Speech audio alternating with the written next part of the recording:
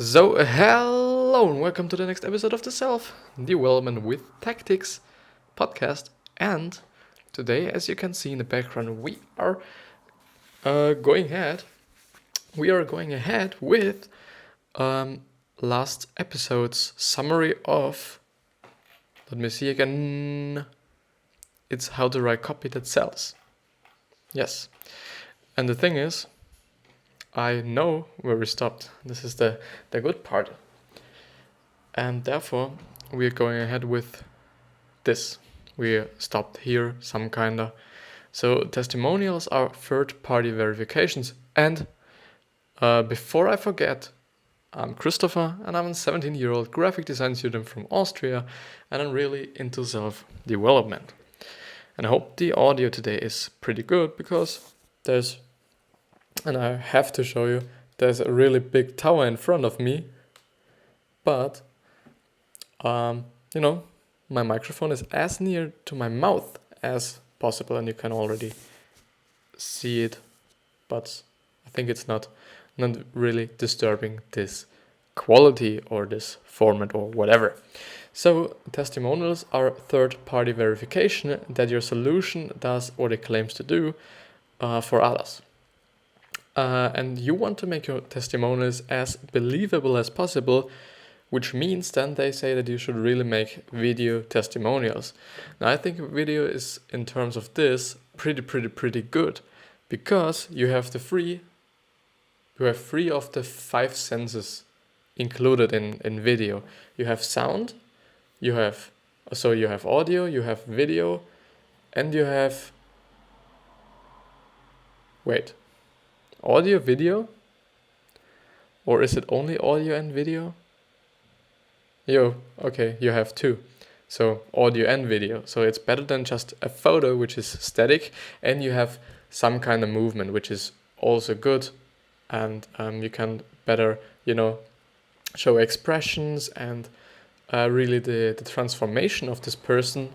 If it's, for example, in some kind of body transformation program or in general fitness program, it might be good to show the real transformation and, before and after photos and especially videos. The next best thing is to get a photograph of the person, not a studio shot, but a candid shot, and include his or her full name, website, and phone address and phone number.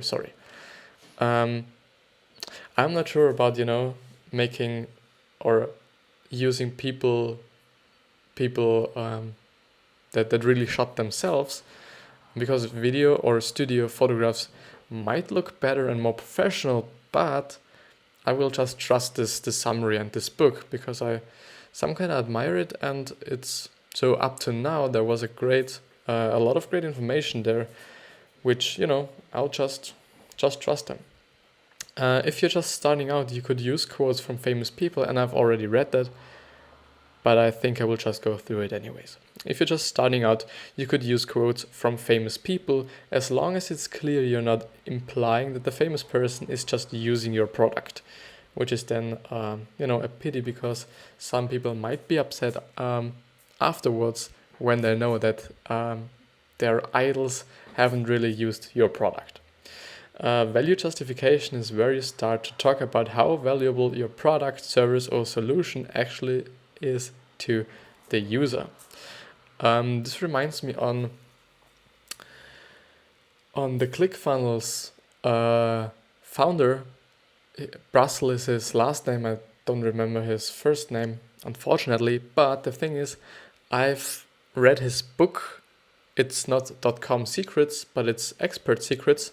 So these are two books of him. I've read Expert Secrets, and it's just a great book with a lot of practical advice and practical things you can use, especially when you're holding public speeches and or selling in public, because he really goes deeply into the materia of, or matrix or whatever, of selling on stage. And then he was talking about, or he was pretty detailed, especially talking about how you set up your files or your slides. Your slides is the correct word. How to really set up your slides.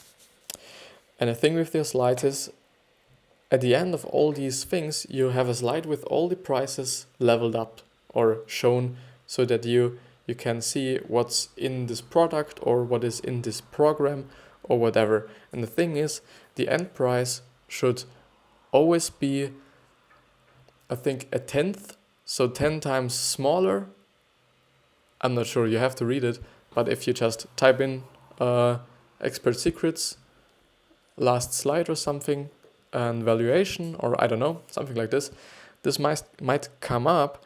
And the thing is, the end price should be a tenth of the original price you would pay for each of every bit of this program. So you might have, in terms of a fitness program, an eating plan, then you have a workout plan, and then you have, I don't know, maybe an ebook additionally to these two things.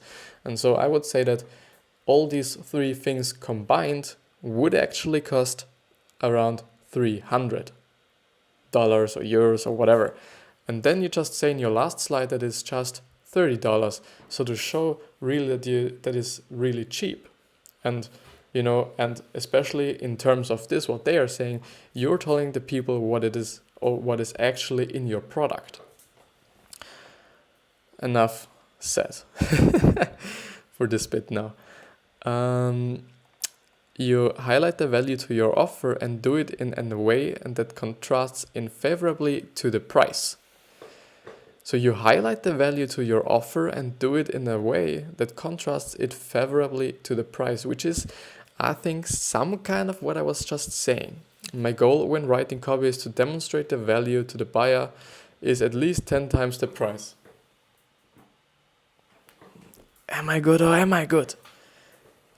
This is, it's the 10th time that happens to me. I just talking about something and then boom, it's in this article. It's amazing. Maybe it's just in terms of I'm good at remembering stuff, or I'm good at, knowing stuff, or it's just, some kind of luck.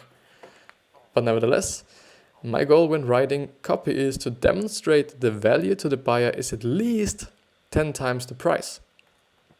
The simplest form of risk reversal is simply to say you have a 100% money back guarantee, which is, I think, always a good idea because, when people really do not want your product afterwards,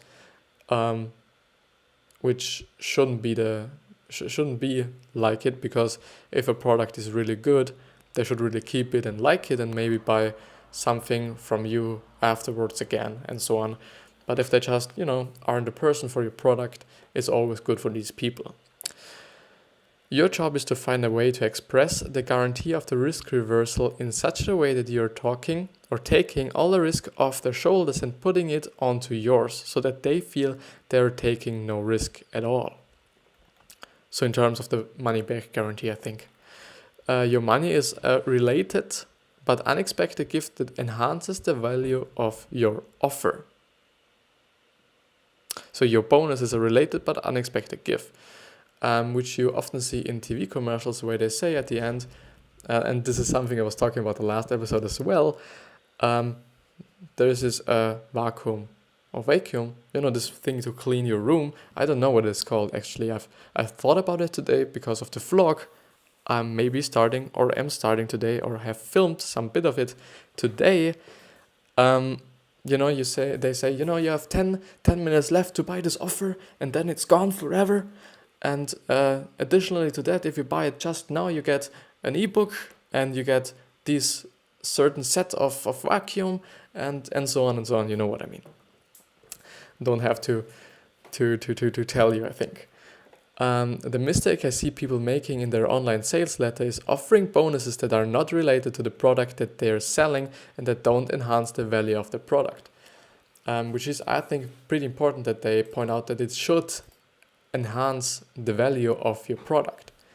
Which means if you're just selling an vacuum, they people who buy or might buy this piece of gadget are not really interested in in a book like this if you do it additionally or give it additionally to the vacuum or something. Just explaining what they are telling, it's just a little bit dumb. I'm sorry for that.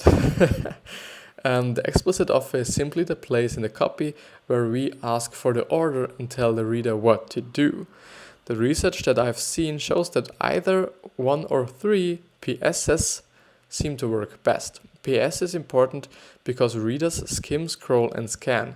They start at the top and scroll all the way to the bottom because they want to know what is this person selling and how much is it. And that's usually near the bottom of the page. If you put a good, properly formatted PS at the bottom, you can restate your entire proposition in one sentence. So if you put a good, properly formatted PS at the bottom, you can restate your entire proposition in one sentence. This is what they really meant by the top of the article. They said you should really be able to put your whole offer or whole sales letter into one single sentence. And I think that's totally true, because I'm also such a person who, I'm reading something, then I'm a little bit confused or just don't know if it's the right thing, or in general, I don't really buy things online. Most times I'm buying from Amazon because all the other sites sometimes look a little bit, just not really true, look like a scam and so on. But what did I wanted to say? It's very good to see that the whole article is put up in one sentence so that I can read it at the end of this letter to now be like, this might be interesting. And then I go through all these paragraphs and the whole article in general. And so how to write compelling headlines. This is pretty important for me because of YouTube and so on. And I've struggled, I think it was yesterday, to find pretty good titles for my YouTube videos, even though it's a pretty good idea to see what the other people are naming their videos. And so you could also just be like, you're naming your video the same as this dude who got, 1 million views on it, and maybe use even his tags for your video and so on. But let's see what they are saying. To do its job, a headline must accomplish 3 tasks. Stop the reader in their tracks, and they must stop scanning through the copy on the page and consider the headline. Make a promise, either explicit or implicit, or explicitly or implicitly, that interests the reader. Evoke enough curiously to compel them to keep reading the ad, or the ad. I'm sorry. So the first one is stop the reader. The second one is make a promise. And the third one is evoke enough curiously, which I think is just the same as curiosity, isn't it? I don't know. Just tell me. And good that this leads me to that point. If there's anything you want to tell me, or anything you just want to say, there are all these social media links down in the description. And so if there's anything you want to tell me, just use the link or use the platform you are most familiar to or you're mostly like or whatever. Or you can also just comment on this video if you're on the video. And if you're on the podcast, write me an email. Maybe there's the email given, I don't know. But enough being said, we are going ahead with this article. So here are 5 essential qualities of a compelling headline. The first one is grabs attention. Your headline's number 1 job is to grab the reader's attention. To accomplish this, your headline must either make a claim or promise, evoke an emotional response, or stir up curiosity. In terms of the emotional response, it's not very good to use a negative emotional response, even though it's quite often pretty simple to use it to be just like a little bit provocative. That's pretty easy, but most of the time you should, at my point of view, really use positive emotions and not negative ones. So your headline should grab the attention through making a claim or a promise, evoke emotions, or stir up curiosity, which really reminds me on questions or rhetorical questions up in the header, which are or seem to be always a pretty good idea. The second one is screens and qualifies readers. Choose specific words that segment out the exact tribe you want to reach. Headlines that apply to everyone can just as easily apply to no one. And that's also just in terms of what I was talking in the last episode, and I will just, redo it again. Often certain cultures and certain kinds of people have certain words they use, certain phrases they use, just a way of talking. They have a way of talking, and it's also good, or always good, even though I'm not really doing it and I should really do it. Or maybe I'm doing it already and I don't know it yet. You should always be pretty aware of whom you are seeking to serve. And if you know who this is, you exactly know how they speak, what they are up to, and so on and so on.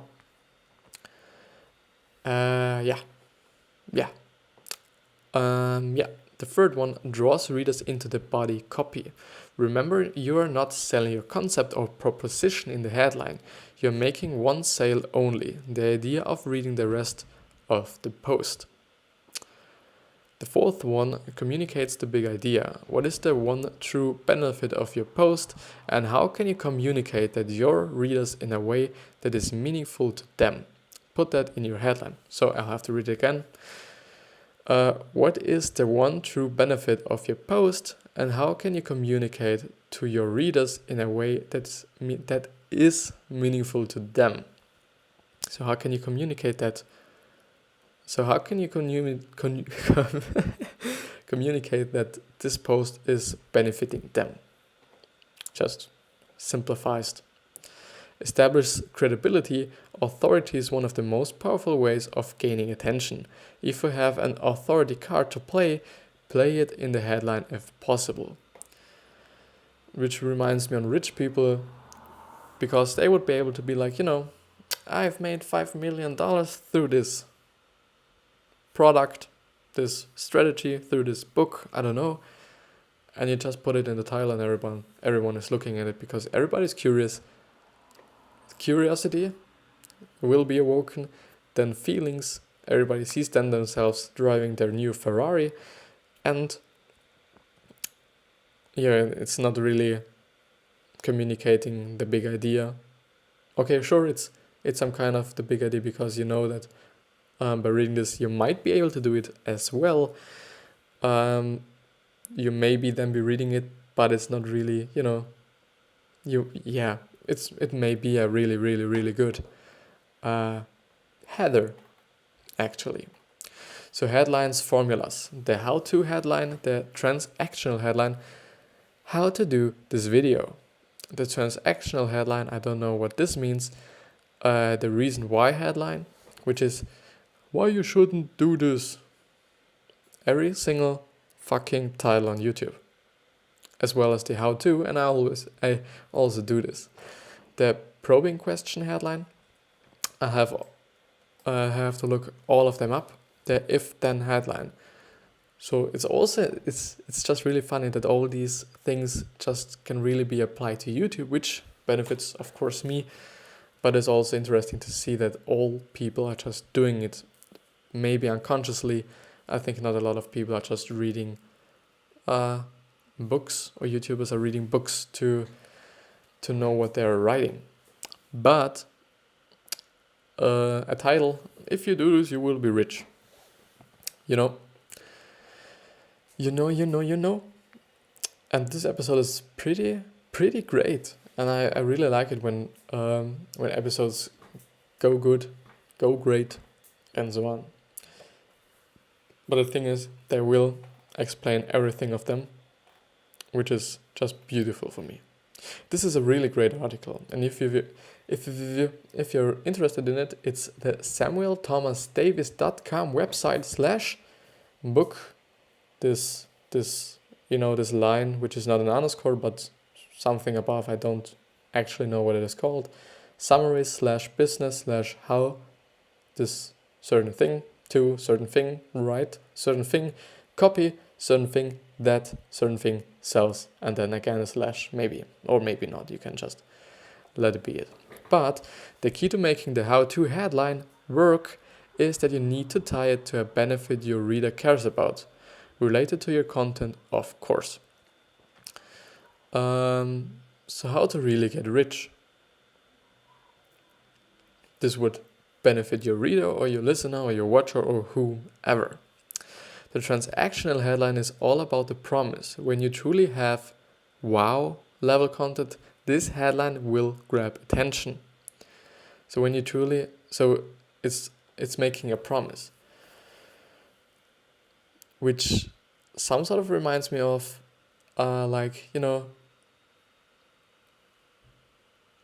you haven't known this before, or this is the newest mystery. It's just promising something to you that, and it's also in terms of a wow, because then you might see that there's actually something you didn't know before. Cialdini's research showed that simply adding the word because to a request makes it more likely you'll get what you're seeking for.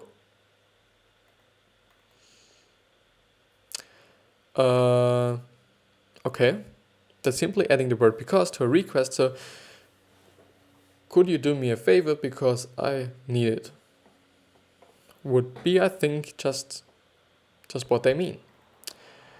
With the probing question headline, you ask a question that creates an intense desire to know the answer. The kind of question you want to ask is one that really evokes strong curiosity or taps into a problem you know your reader has. Do you really want to get rich? Are you curious of what I can tell you? And so on and so on.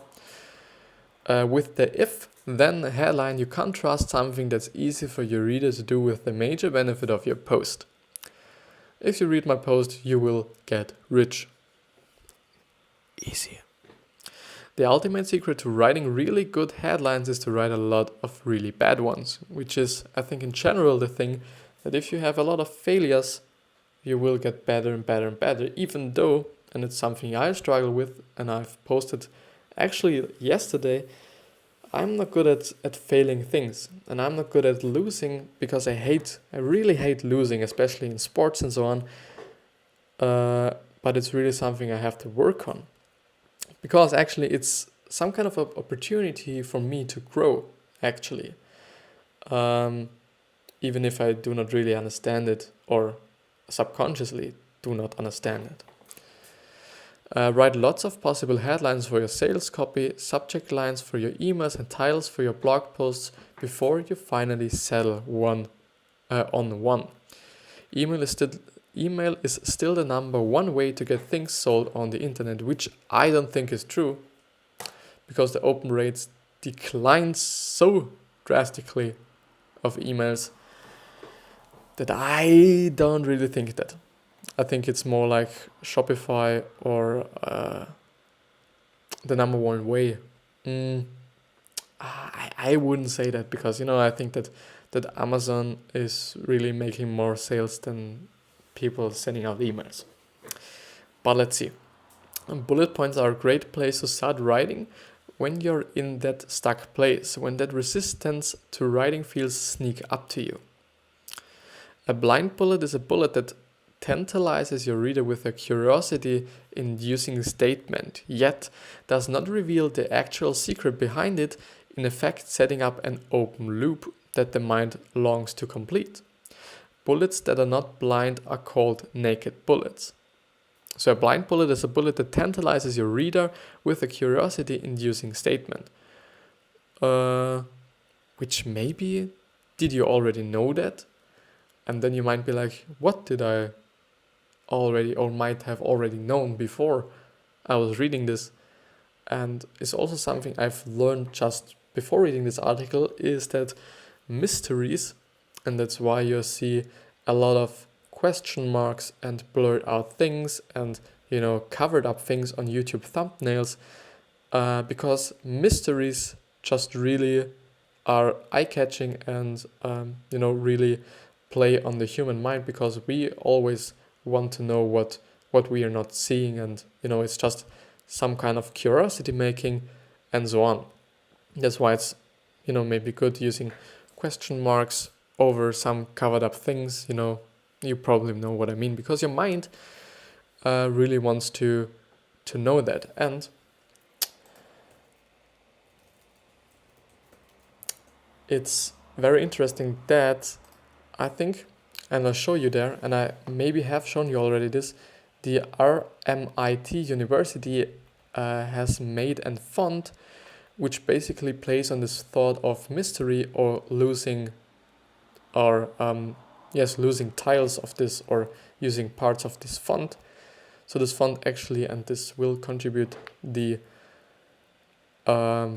YouTube watchers, but the podcast watchers can go to YouTube as well and just go to minute, and I'll tell you right now, minute 26.11, and then you see what font I'm talking about.